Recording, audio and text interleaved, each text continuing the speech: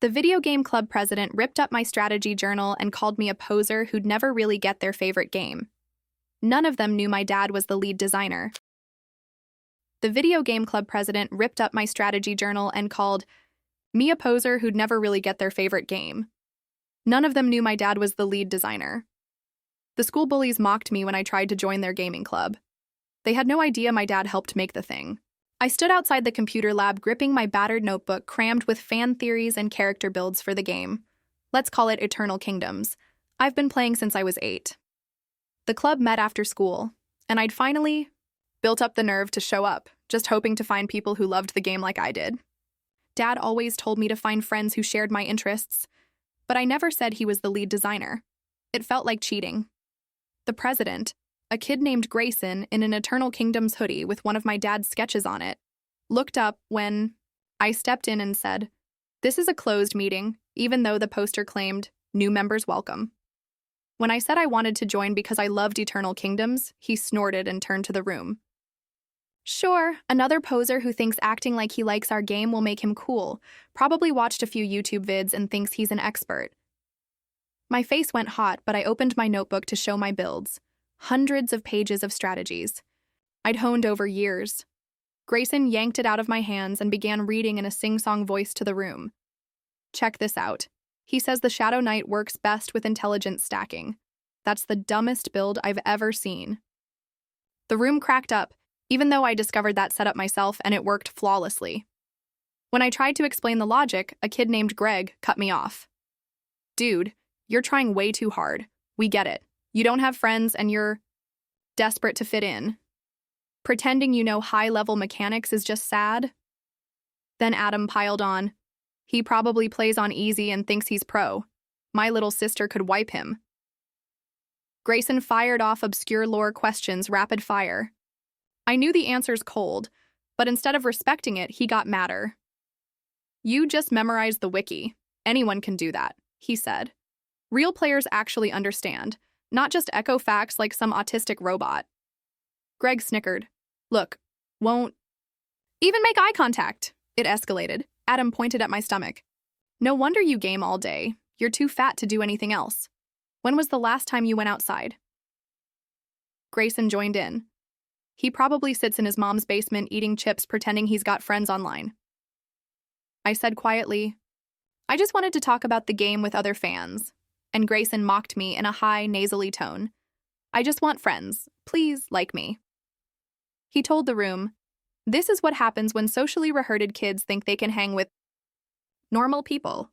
Greg acted out a skit of me awkwardly trying to talk to a girl, ending with, want to see my Eternal Kingdoms collection? Grayson grabbed my backpack and dumped it out, my inhaler clattering across the floor. Of course he has an inhaler. Can't even breathe right. He kicked it away while I crawled after it. Adam found my lunch money and pocketed it. Membership fee for wasting our time, fatty. When I finally got the inhaler and stood up to leave, Greg blocked the door.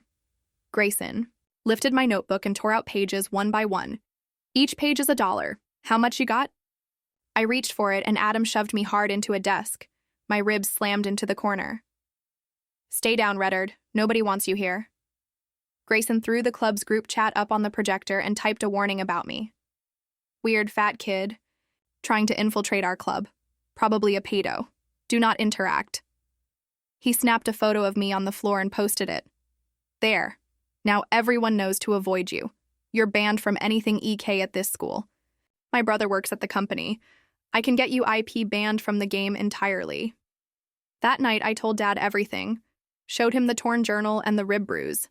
His face went dark in a way I'd never seen.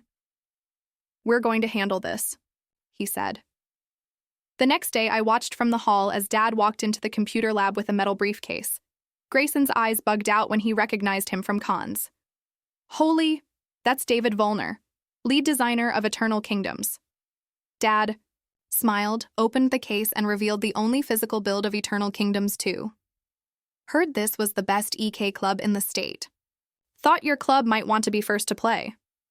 The room erupted. Grayson was practically in tears, begging for a signature. Greg took selfies. Adam called it the best day of his life. Before we start, Dad said, you know my son, right? He should be here for this. He turned to the doorway where I stood. Come on in, buddy. Grayson's hand froze mid-signature. Greg's phone hit the floor. Adam's jaw dropped as Dad put an arm around my shoulders and said, "Give me one reason I shouldn't permanently ban all of you from the game." The room went dead quiet until the door banged open and Kurt Pearson walked in, coffee mug in hand. He stopped cold at the sight. Dad standing with the briefcase, me in the doorway, kids frozen in panic. "What's going on here?" Kirk asked, looking from Dad to the terrified kids to me. "This can't be a club activity without my approval." Dad snapped the briefcase shut. Everyone jumped. "Just showing the kids something," he said, evenly. Kirk set down his mug and looked more closely at the room, clocking the fear on their faces. "Everyone, sit down. Now," he said in his teacher voice. As the kids scrambled, Dad bent to pick up torn pages of my notebook strewn across the floor. I crossed to grab my inhaler from under a desk, wincing with each step. Kirk watched how I held my side. "What happened to you?" he asked. "You need to report this to the office immediately." Grayson shot up.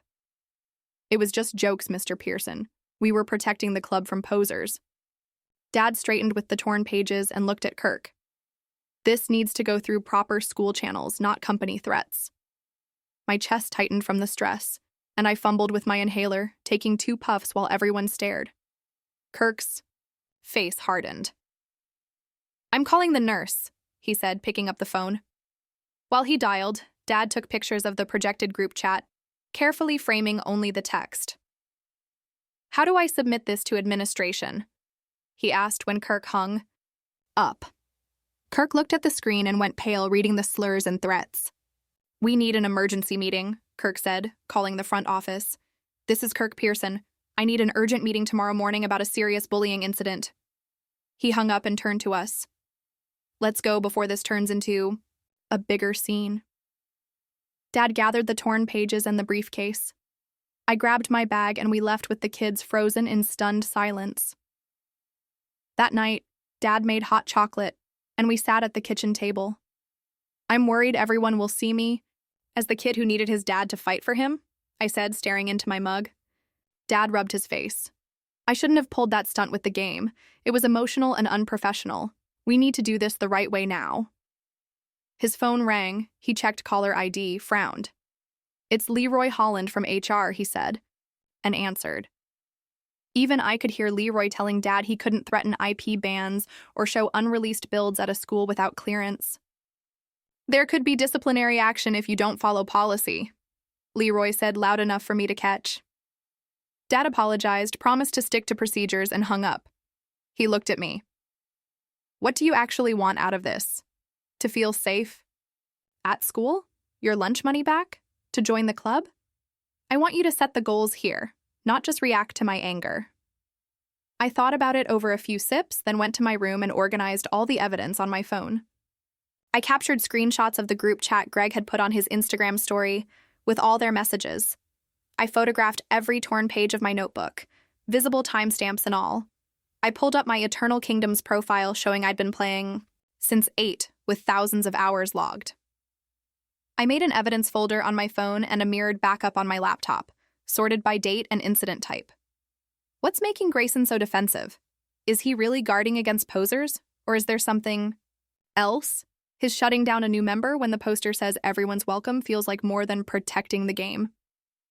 Around 11, a text from an unknown number came in. It was Ignacio from the club saying he felt bad for staying quiet. He wrote a long message about how he saw them take my lunch money and shove me into the desk, but he'd been too scared to speak up.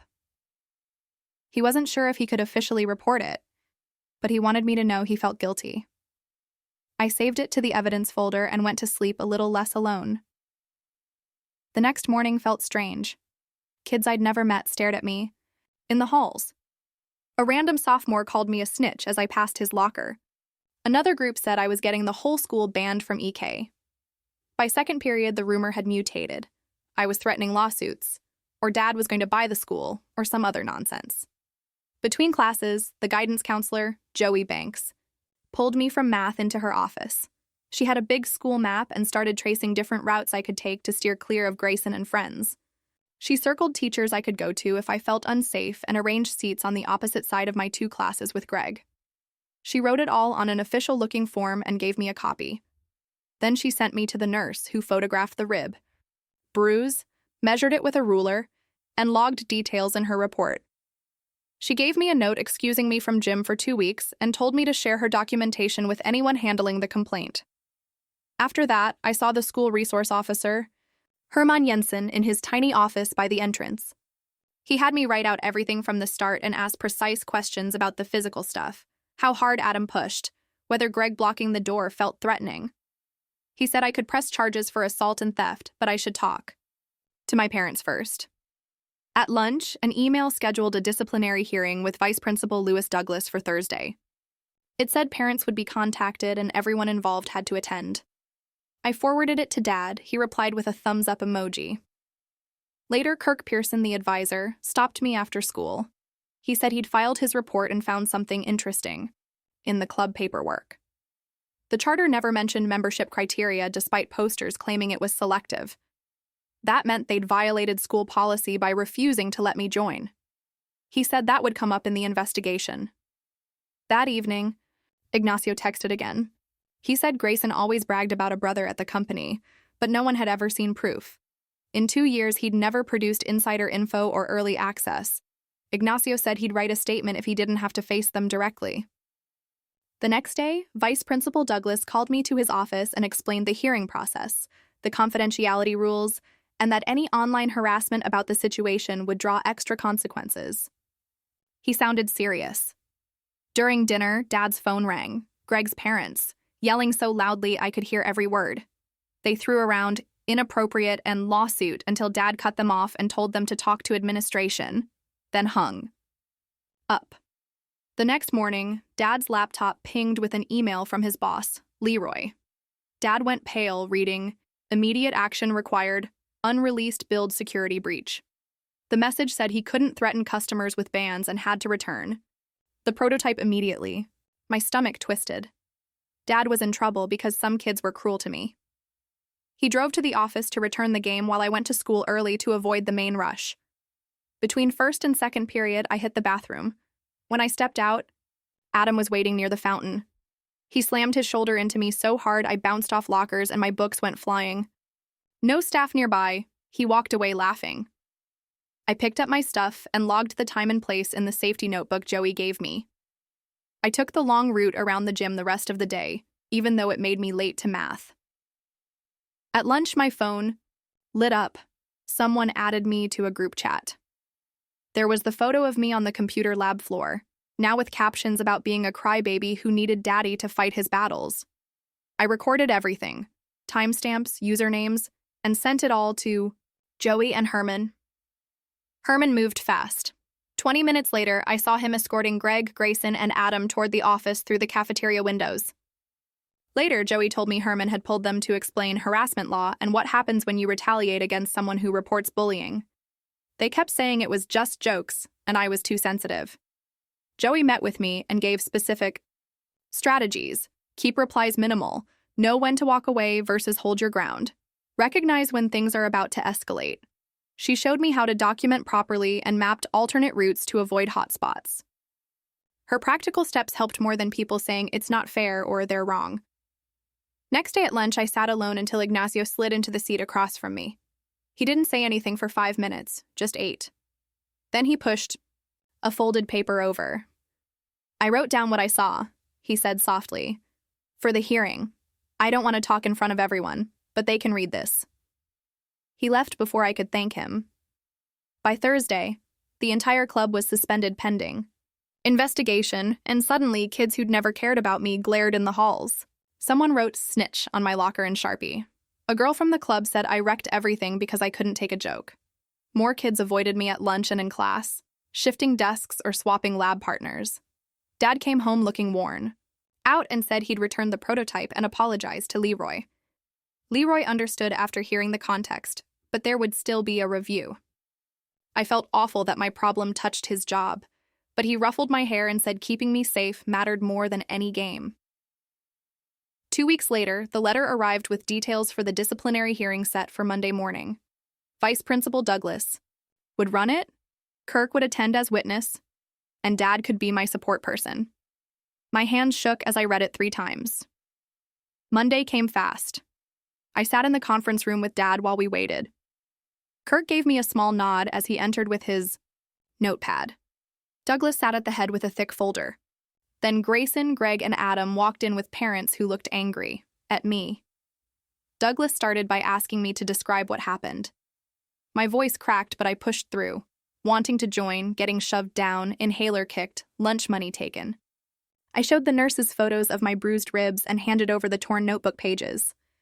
Then we submitted the evidence folder, screenshots of the group chat, my timeline of Adam shoulder-checking me, Herman's reports, and Ignacio's written statement describing exactly what happened in the lab. Douglas read everything while Grayson's mom sighed theatrically.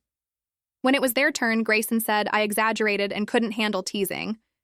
Greg claimed I just memorized wikis and didn't really get the game, so they were testing me. Adam said the physical contact was accidental and I'm clumsy. Douglas studied his notes for a long minute, then announced consequences. Grayson had to repay $30 for my lunch money plus $20 for a new notebook. Greg owed $15 for the pages he helped destroy.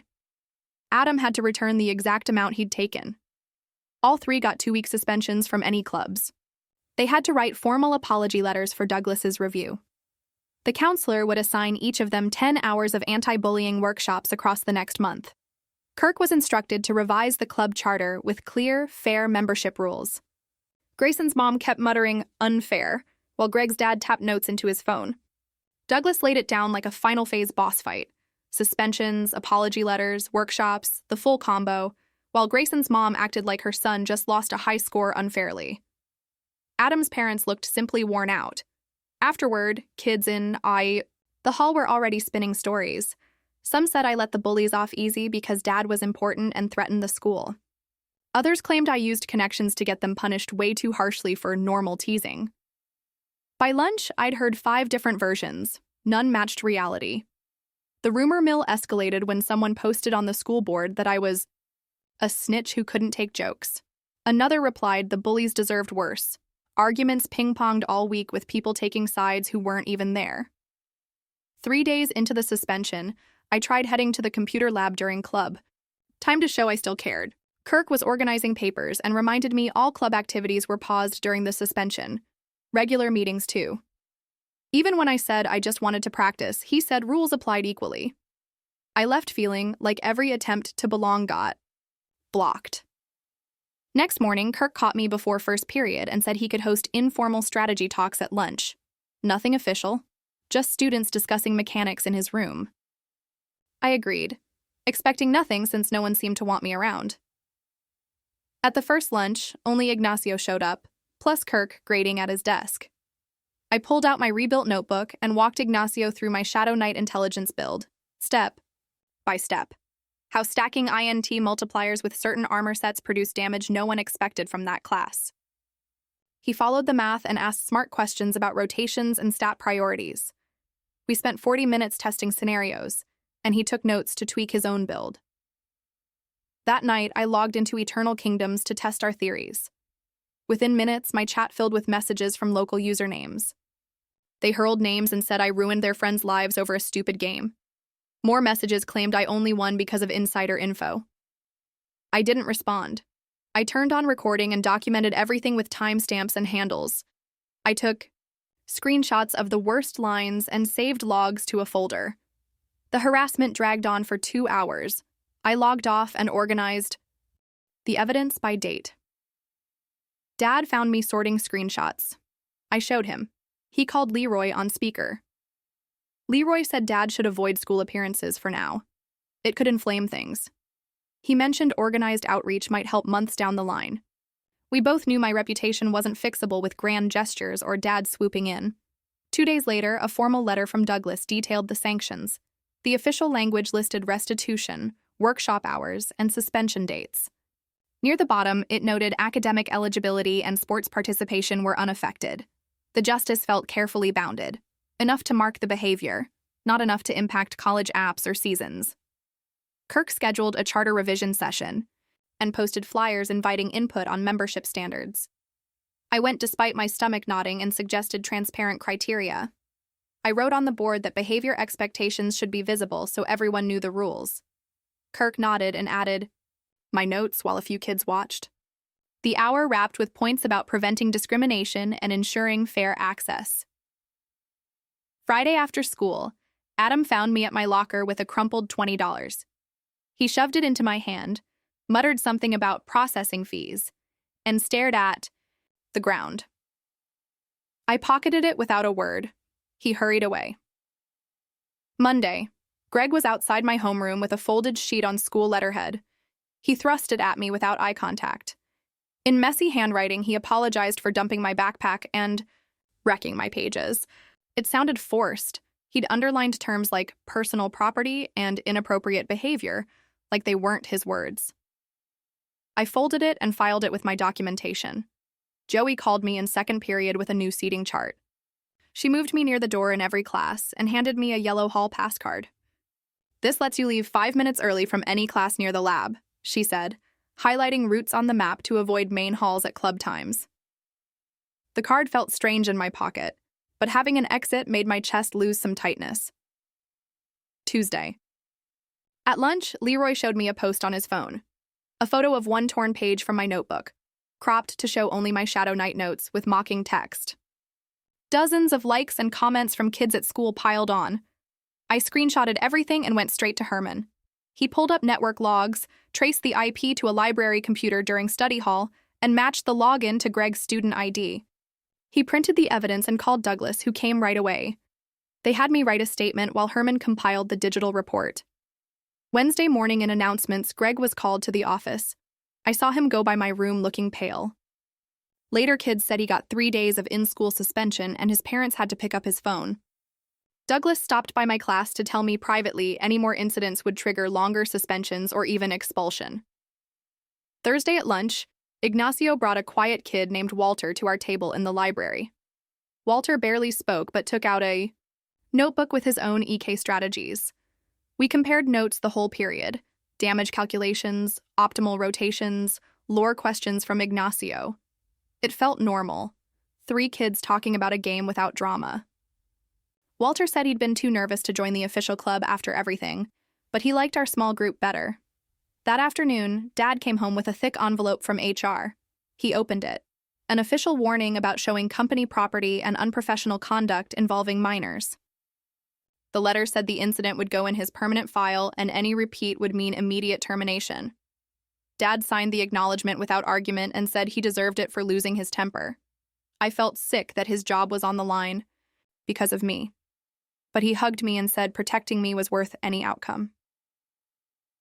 Friday morning, Kirk posted new club rules on the school website. Official signups with parent permission slips, meetings supervised by him, and a full section on respectful behavior and consequences. I printed the form, turned it in, and he added my name to the roster. The first meeting under the new rules was that afternoon. I sat in the back with my notebook closed. Grayson ran it like a script, hands raised, strictly on topic. When someone asked about optimizing heals, I raised my hand and explained the math of region versus burst. Grayson said, "Thanks," in a formal tone and moved on, no mention of my dad. Most kids ignored me, but a few nodded when my answer helped. After the meeting, as kids filtered out, Grayson came to my desk and stood between me and the door.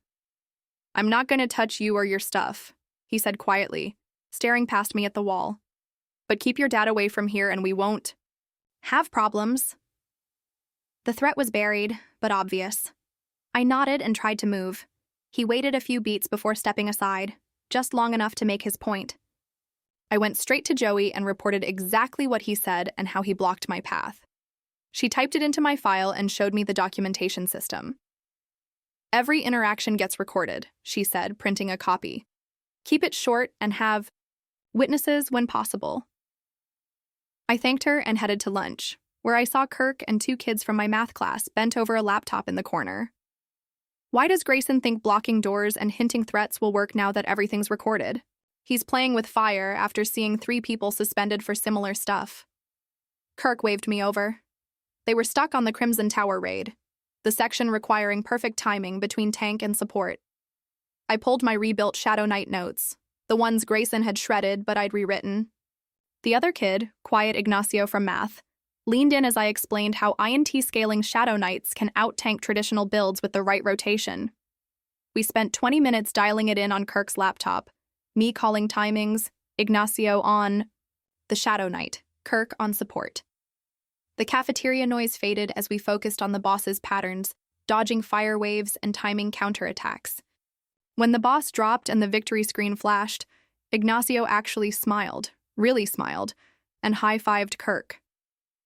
"That was sick," he said softly, and something warm settled in my chest that had nothing to do with forcing anyone to accept me. Over the next few days, our lunch group became routine, just the four of us around Kirk's laptop, trying new challenge runs. 3 days later, I passed Greg outside the principal's office, loudly complaining to another kid that in-school suspension was making him fail chemistry because he couldn't do labs. "This is such," he started. "My parents are gonna kill me if I have to repeat." I kept walking without slowing. I realized I didn't care whether his punishment felt fair anymore. That afternoon, Dad got an email from the school asking if he'd talk to the CS classes about game design, but when he showed me at dinner, we both knew it was about smoothing things over. Dad typed a polite decline and offered a 15-minute virtual Q&A with clear boundaries. No personal questions, no autographs, just technical design. The Q&A happened the next week. I watched from the back as he answered coding and art questions, professional and brief. By term's end, I'd started going back to meetings once or twice a week, sitting in the back and only speaking when asked about strategy. Most of the original members avoided me, but a few new kids asked real questions about builds. One girl took notes when I explained my intelligent scaling discovery. Another kid asked if the Shadow Knight build worked in PvP, and we had an ordinary conversation about trade-offs. One afternoon, I paused in the hall outside the lab, a new notebook full of strategies for the coming expansion in my hands, and looked through the window. Grayson was still president in the same EK hoodie, acting like he ran the place, but now a teacher sat in the corner and a printed rules list hung on the wall. The game still felt like mine when I played at home or during lunch with Kirk and Ignacio, even if the social space stayed messy and strange. 6 weeks after Dad's confrontation in that lab, I sat at my desk at home documenting another Adam interaction for Joey, while Dad worked on expansion content in his office. He'd received a formal warning for the unauthorized reveal of Eternal. Kingdoms 2, no bonus this year, no public-facing events. I learned justice doesn't arrive in neat packages, just small documented moments and careful boundaries. The club kept running under new rules with mandatory supervision. I had a small circle of strategy friends who actually wanted to learn, and Dad and I both carried the weight of that day in different ways. But I still played the game I loved. Kept finding new strategies, kept filling notebooks with builds that really worked. And that felt like enough. Thanks for walking through all of this with me. It's been interesting sharing these thoughts with you. See you next time. Subscribe for more content like